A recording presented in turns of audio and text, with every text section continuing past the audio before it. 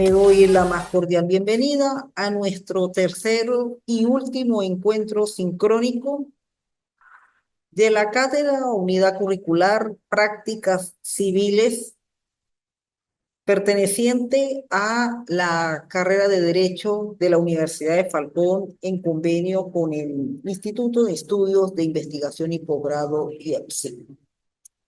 De mi parte, pues le doy la bienvenida y ya para este encuentro sincrónico, pues se va a dar precisamente las pautas o los requisitos por el cual se deben realizar los escritos de informes y el recurso extraordinario de casación, que son precisamente los mecanismos por el cual se lleva a cabo la revisión de la sentencia.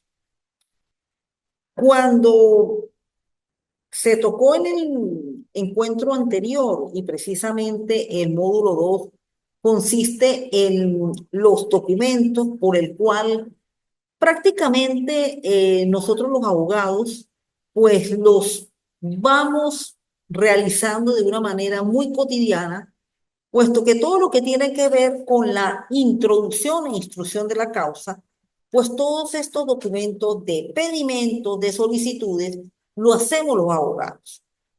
De allí la demanda, la contestación, la promoción de pruebas y las cuestiones previas, que son más que todo esos documentos que se presentan en esta etapa del proceso, sobre todo cuando es la introducción y la instrucción de la causa, que es los alegatos, su defensa y las pruebas a debatir en el lapso de introducción de la causa. Pues bien, vamos a entrar ya en este módulo y en esta clase con tres formas de documentos en las cuales pues prácticamente van dirigidos, uno, a lo que es como una especie de preámbulo en la cual pues nosotros los abogados podemos contribuir con el juez para el momento en el cual se dicta la sentencia. Y los otros dos pues son precisamente los escritos que se interponen cuando se produce la apelación de la sentencia. En primer lugar, los informes en la cual va a consistir en todos aquellos errores que pudo haber cometido el juez al momento de dictar la sentencia, no cumpliendo con las normas del 243, no dándole a cada etapa de la sentencia el respectivo carácter deontológico y sobre todo de análisis tanto jurídico como jurisprudencial que tenía que haber ocurrido en la sentencia. Y por eso es que la parte afectada presenta un escrito de informes para poder tener su consideración en el juez de segunda instancia y de esa manera pues cambiar la sentencia.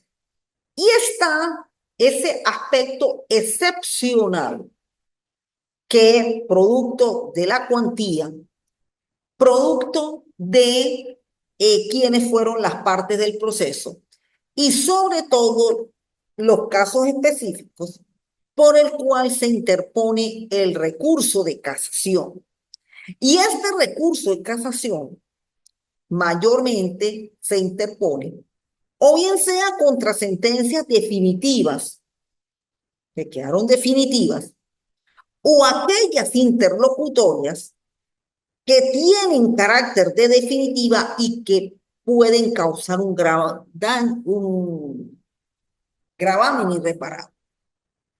Aquellas sentencias en las cuales se dicta una interlocutoria y le causa un daño, sobre todo a la parte demandante, como lo es que le inadmitan una demanda, producto de una cuestión previa, o que dentro de el lapso de contestación, el demandado no contestó ni promovió pruebas, pero el juez precisamente dicta un auto de admitir una prueba cuando eso no ocurre, pues ahí se está causando gravamen irreparable y es susceptible un recurso de casación.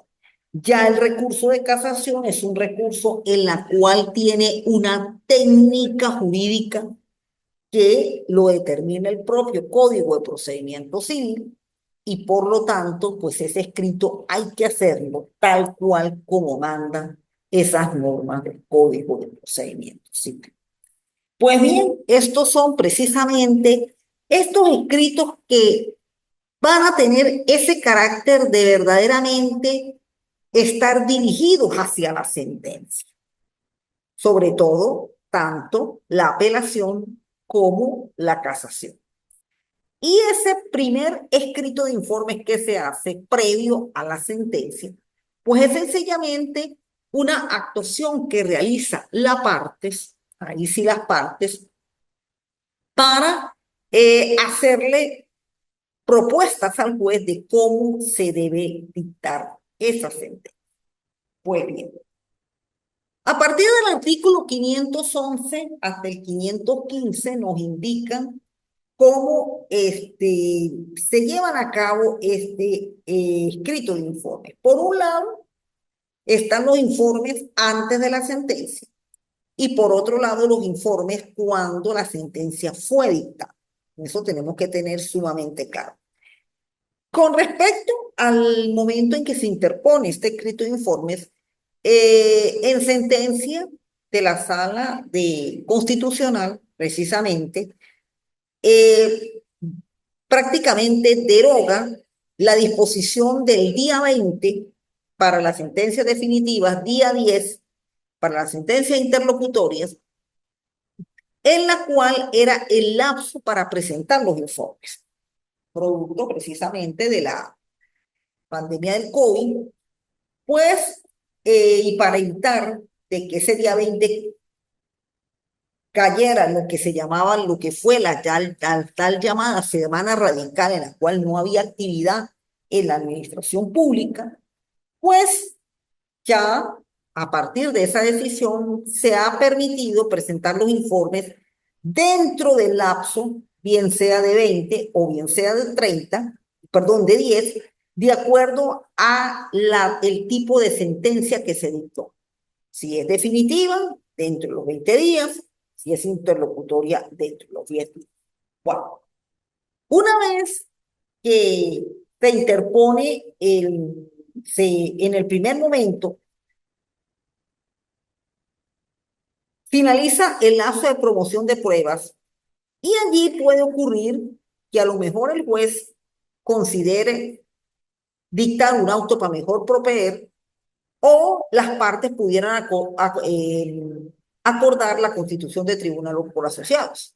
Si no ocurre ni lo uno ni lo otro, pues las partes, y aquí son las partes, porque esto sí es un escrito que se interpone casi en el mismo momento, tanto por parte del demandante como por parte del demandado. Entonces, precisamente, muchas gracias. Siguiendo la norma del Código de Procedimiento Civil, sobre todo la del 511, una vez vencido el lapso de evacuación de pruebas, nos vamos precisamente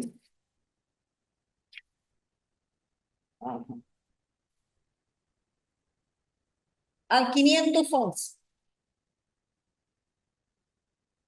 del Código de Procedimiento Civil. Si no se hubiera pedido la constitución con asociado en el término indicado en el 118, los informes de las partes se presentarán. Entonces, aquí fue donde hubo el cambio precisamente del lapso para la presentación, dada la sentencia del Tribunal Supremo de Justicia, en que en vez de ser el 10.º día,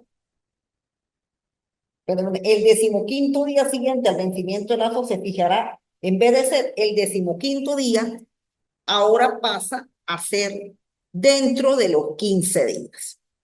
Entonces, cómo se operaba esta norma antes de que fuera modificada por el TCJ?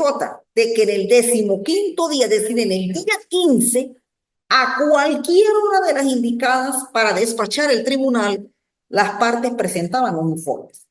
Ahora no, ahora se puede presentar dentro de los 15 días.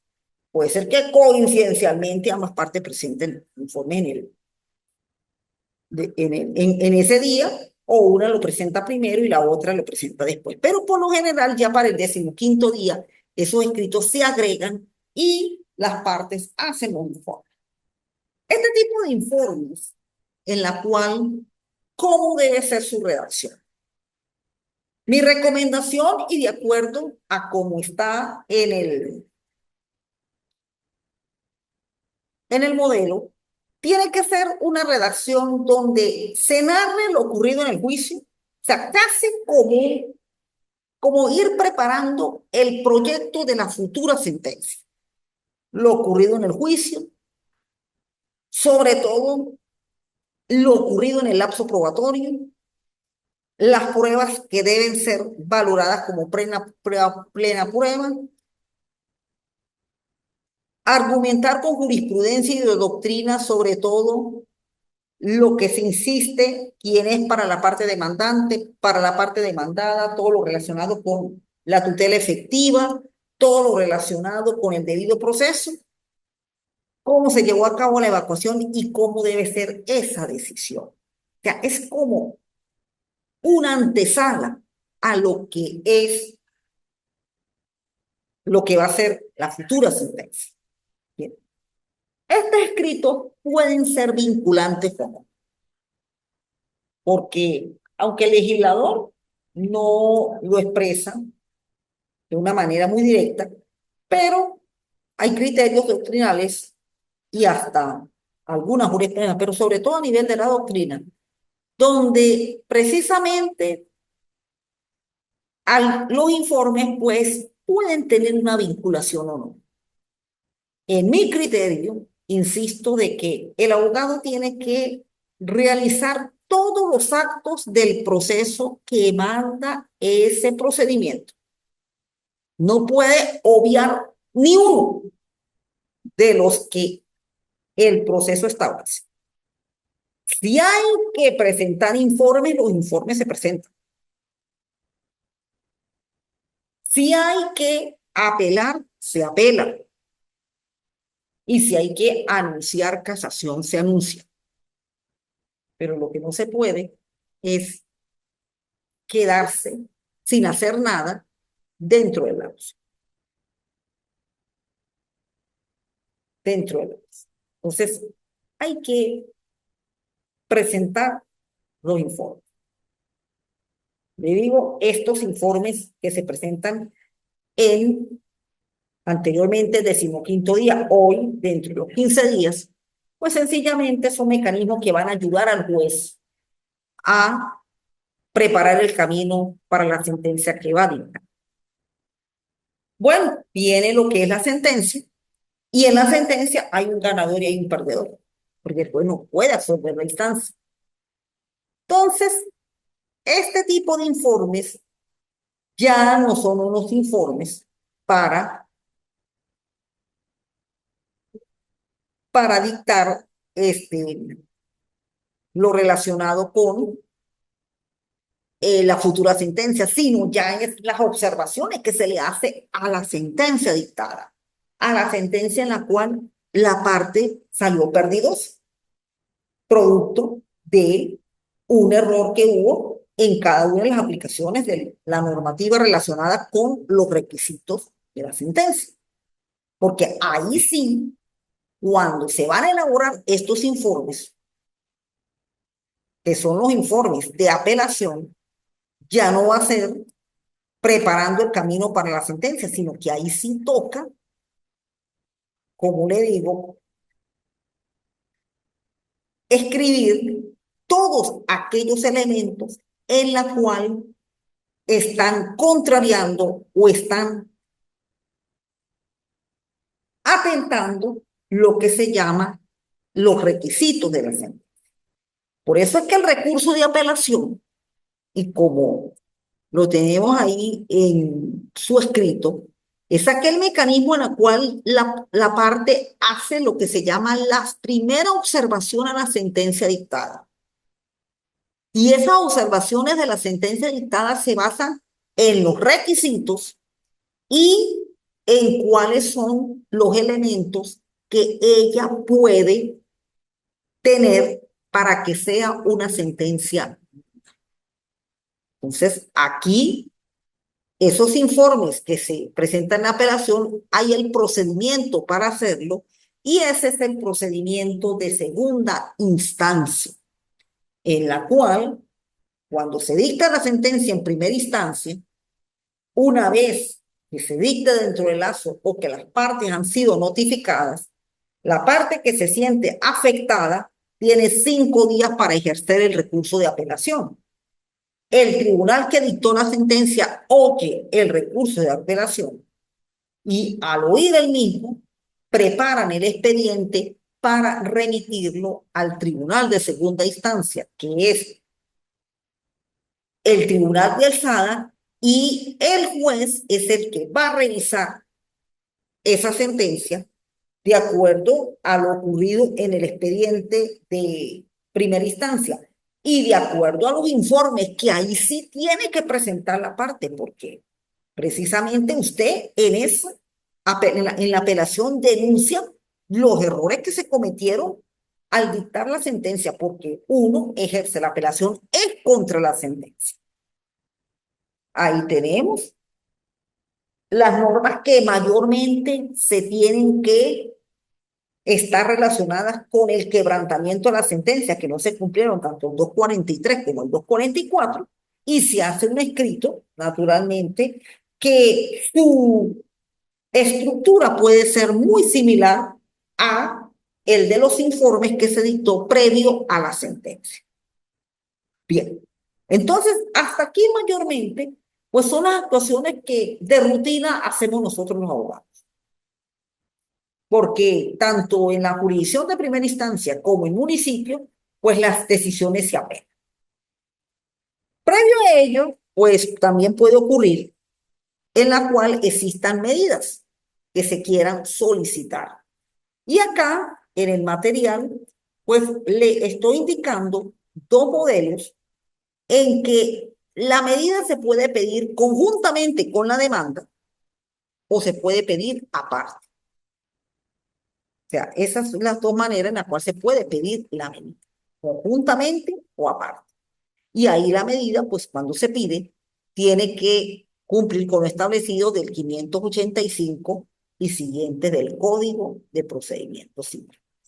Entonces, en la segunda instancia, pues naturalmente, este procedimiento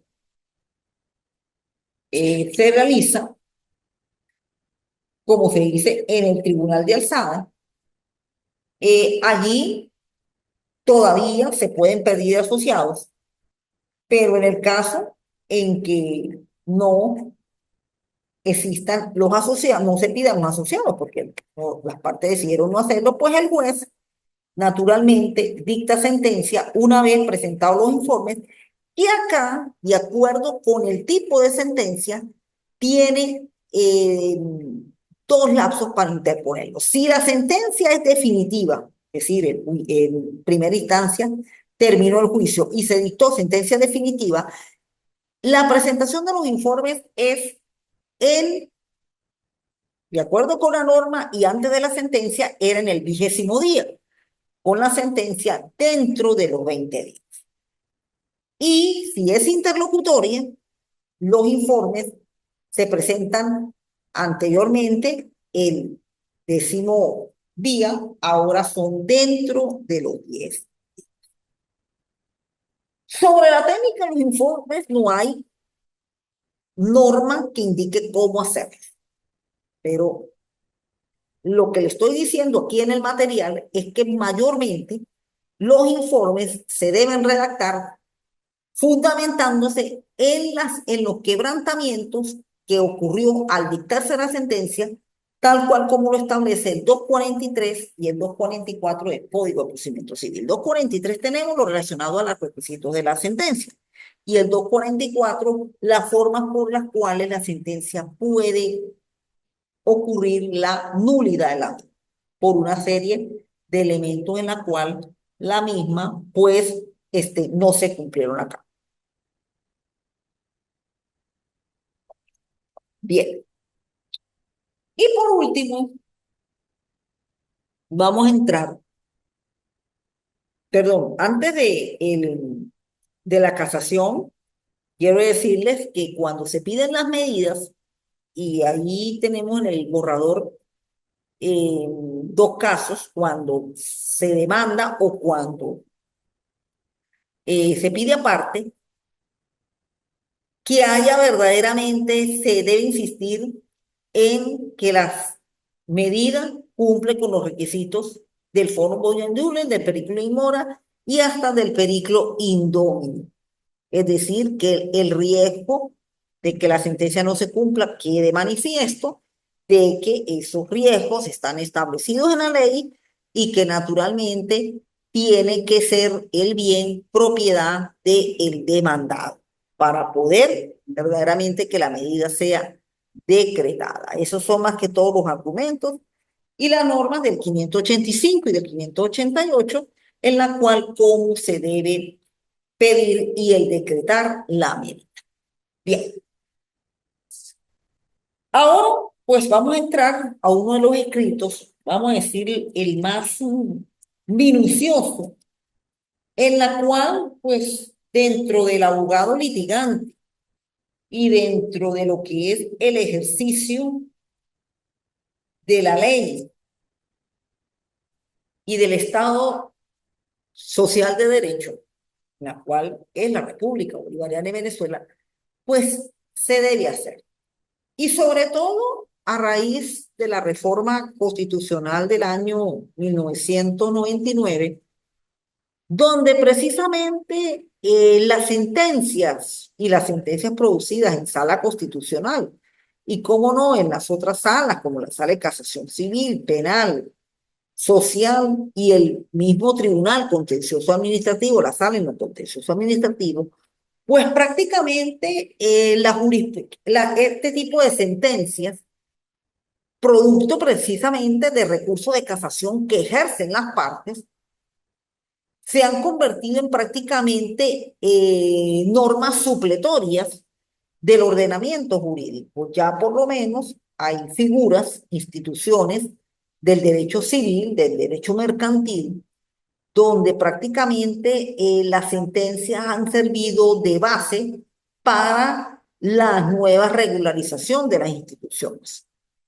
Con respecto a lo que es la figura de el lugar donde está la persona, el habeas corpus, el habeas data. Y esta sentencia última eh, relacionado con la incompatibilidad de caracteres en el matrimonio, pues esos fueron productos precisamente de escritos de recursos de casación que se interpusieron y por lo tanto, pues la sentencia no solamente generó el salir vencedor una de las partes, sino que prácticamente le da a la institución jurídica, en este caso el divorcio, un nuevo sentido de ser más pragmático y más justo dentro de su solución, dentro de su salida, que el seguir muchas veces con un procedimiento que a la larga te resulta tedioso, largo, y muchas veces pues la solución, como lo es el divorcio, pues no se consigue de buenas a primeras. Con esta decisión del año 2017 acerca del desafecto o la incompatibilidad de caracteres, esto ha sido verdaderamente algo que ha solucionado mucho cuando ya las parejas pues deciden no vivir con el vínculo legal de ahora en adelante. Entonces, eso pues ayuda mucho y de repente pues hasta solucionar algunas de esas situaciones. Entonces, producto precisamente de estos recursos de casación que se interponen, pues se logra verdaderamente crear normas jurídicas y esas normas jurídicas pues darle la solución a esos conflictos presentados. La normativa parte del 312 hasta el 325, precisamente, 312, aunque tengo vendido, aunque ya algunas de ellas, pues prácticamente han sido derogadas. Una de ellas, pues fue la llamada casación sin reenvío, en la cual, pues ya ahora la decisión que salga del TCJ tiene que ser acatada. De ahí no hay instrucciones para que el juez que dictó esa sentencia por la cual se casó tenga que de nuevo dictar una sentencia, sino la sentencia que viene de la propia sala de casación, en este caso es casación civil, puede ser o casación social o casación penal, o la misma sala constitucional establece. Ya por lo menos con varias decisiones tenemos que el ejercicio del recurso de casación pues se puede convertir en un ejercicio mucho más accesible, mucho más justo y sobre todo mucho más cómodo para los abogados que estamos en la provincia, porque hasta el año 2022, pues uno tenía que hacer el viaje a Caracas, a llevar el escrito de formalización, que es precisamente lo que uno hace a la capital y estar dentro de los lapsos para que el escrito fuese admitido. Hoy, precisamente con esta decisión del 2022 en la sala de casación civil, pues tenemos de que el escrito de juralización se puede presentar ante el tribunal donde se interpuso el anuncio y el tribunal que a su vez admitió el anuncio y admite el recurso.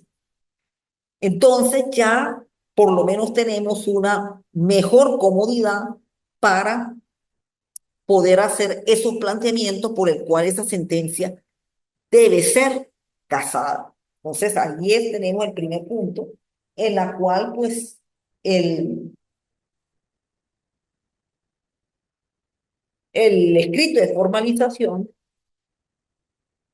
se interpone, es ante el tribunal que oyó el anuncio, que admitió el recurso. Ya no es obligatorio ir a la sala de casación civil del Tribunal Supremo en la ciudad de Caracas, sino uno ya lo puede hacer directamente aquí en San Cristóbal. Pero la norma solamente se extendió a los estados en la cual no formen parte de la zona metropolitana de Caracas. Los tribunales que están en la zona metropolitana de Caracas, pues sí tienen que ir allá a la sala respectiva a interponer su recurso. Bien, este escrito tiene que seguir los lineamientos de dos artículos fundamentales. Primero, el 313. El 313 me indica sobre qué puntos va a basar el recurso. Y generalmente cuando se interpone el recurso, este recurso se basa en dos denuncias. Las denuncias por defecto de forma y las denuncias por mala aplicación de la ley. Por defecto de forma implica todo lo relacionado con el proceso, es decir, si se cumplieron las reglas del debido proceso, si las partes recibieron su igualdad, si las partes se le oyó la tutela, es decir, que sea un quebrantamiento verdaderamente dentro de lo que ocurrió el proceso. Y el segundo punto es aplicar la ley correctamente. Ahí esa es una manera por la cual también se interpone el recurso, porque muchas veces se pretende cercenarle derechos a una de las partes aplicando una norma indebida.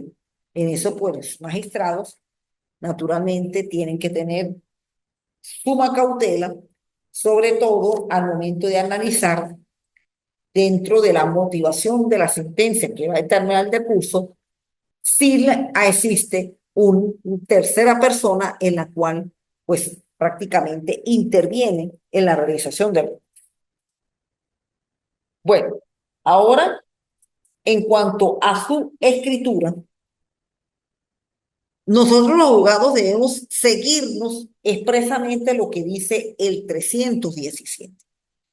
En el 317 se presentan las situaciones ya de la sustanciación del recurso.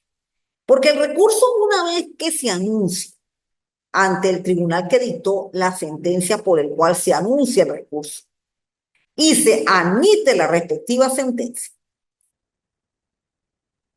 el Tribunal Supremo de Justicia manda a contabilizar, una vez que se admitió el recurso, la existencia de 40 días más el término de instancia para la parte que anunció el recurso de casación, que interpuso el recurso de casación, haga el correspondiente escrito de formalización. Y este precisamente es un escrito que tiene una técnica jurídica muy interesante. Una vez que se cuenten los 40 días más el término de la distancia, entonces la contraparte tiene el derecho de contradecir en todo o en parte el recurso y naturalmente pues esperar que la decisión le sea favorable. Bien, este, este recurso todavía hasta hace 3, 4 años pues era redactado por un abogado que tenía que tener ciertos requisitos para redactar el recurso. Ya esta norma pues prácticamente ha sido derogada y ahora cualquier abogado que egrese de la República pues puede regresar un recurso. Sin embargo, pues el tiempo de los 5 años que tenía establecido para, desde que obtiene el título de abogado y el periodo de 5 años, es que a partir de esa edad de los 5 años es cuando el abogado podía eh, llevar a cabo ese escrito por organización. Ahora pues ya no es así, ya el abogado pues puede llevar a cabo su escrito, sea el tiempo que sea como abogado, y de esa manera pues darle el mejor contenido a la sentencia. Pues bien, en este artículo 317 establece primero los requisitos para hacer el escrito, pero también cómo se sustancia eso. Entonces, una vez que han pasado los 40 días más el término de distancia y dentro de ese periodo, la parte que anunció el recurso consigna el escrito de formalización. Y finalizado este lapso, le dan 20 días a la contraparte para que haya las correspondientes observaciones e impugnación a ese recurso de casación. Pues bien, una vez llevado a cabo este lapso, la contraparte a los 20 días y de ahí se abre el lapso para sentenciar de 60 días, en la cual actualmente, pues,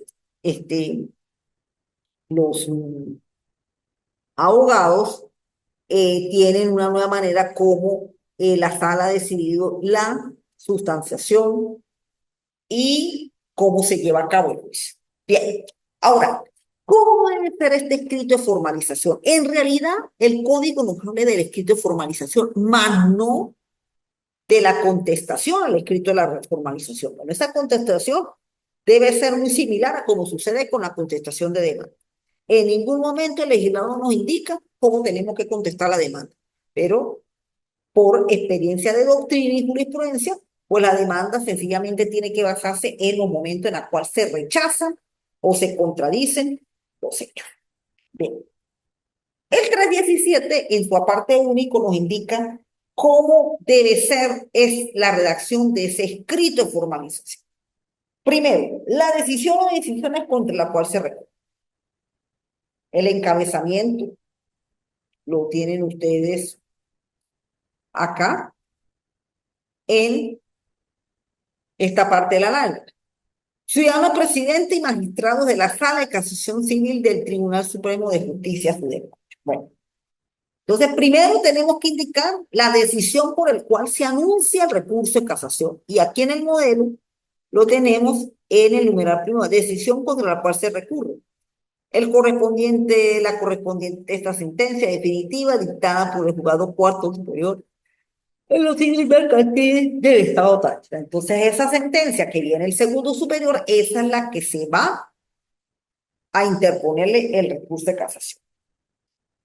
La denuncia de haberes ocurrido algunos en los casos contemplados en la ordenanza segunda del 313, con excepción de las excepciones que demuestren la existencia de infracción falsa, falta de aplicación o aplicaciones erróneas.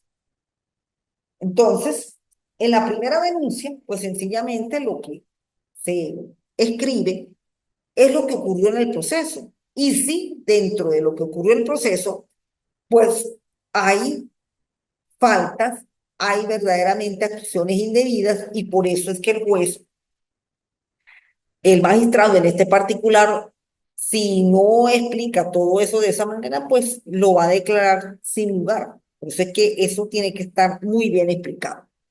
Y en cuanto al segundo requisito, la especificación de las normas jurídicas que el tribunal de última instancia debió aplicar y no aplicó, para resolver las controversias con la expresión de las razones que demuestren la aplicabilidad de dichas normas. Entonces acá nos tenemos que enfocar de que si el recurso se denunció por mala aplicación de la ley, pues hay que indicarle cuál es la norma que tienen que utilizar para que en ese caso pues el recurso sea admitido y la sentencia sea casada. Bien. Y finalizamos ya nuestro con las llamadas diligencias, en la cual son sencillamente escritos que la parte hace con el fin de darle el impulso procesal a la ley. Entonces, ¿cómo manifestamos por qué litigamos, por qué litigamos, pedimos, pedimos y cómo no hasta se llevan a cabo todo lo que significa el interés y el impulso procesal, pues precisamente para que se apliquen los procedimientos y las normas como deben ser. Vamos a mostrarle entonces, aquí tenemos el escrito del recurso que en una oportunidad interviene en un juicio definitivo y prácticamente pues de esta manera es como se lleva a cabo la formalización. Entonces, ahí tenemos. Y en cuanto a la contestación, pues eso será muy parecido a cómo se contesta la demanda. Eso tendrá su forma de contestación casi similar a la demanda. Bien. Bueno, estos son en forma muy concreta, pero específica, los tres últimos inscritos que se realizan cuando ya la sentencia está a punto de salir y aquellos dos que son necesarios para hacer las debidas correcciones, porque no solamente puede corregir el juez de alzada, también se corrige a nivel de la sala político-administrativa. político, político-administrativa y de casación civil como casación soberana y casación penal del Tribunal Supremo de Justicia. Bien, para finalizar, pues todavía le queda a ustedes, quienes no lo han hecho, la oportunidad de agregarlo el trabajito de la visita institucional. Yo sé que algunos de ustedes pues no viven aquí en San Cristóbal, pero en el lugar donde viven pues también habrán tribunales y pueden hacer su visita institucional en esos tribunales. Ya en el módulo anterior, pues fue presentado por algunos, pero se requiere que todos, por lo menos, aunque sea, hagan la visita institucional. Eso se requiere. Bueno, mis apreciados estudiantes, pues creo que ya para mucho, pues no nos volveremos a ver. Ya pronto, pues estarán ustedes culminando con lo referente a las pasantías y a la defensa del trabajo especial de grado que se realiza en la universidad. De mi parte, pues mi recomendación es sencillamente hacer justicia.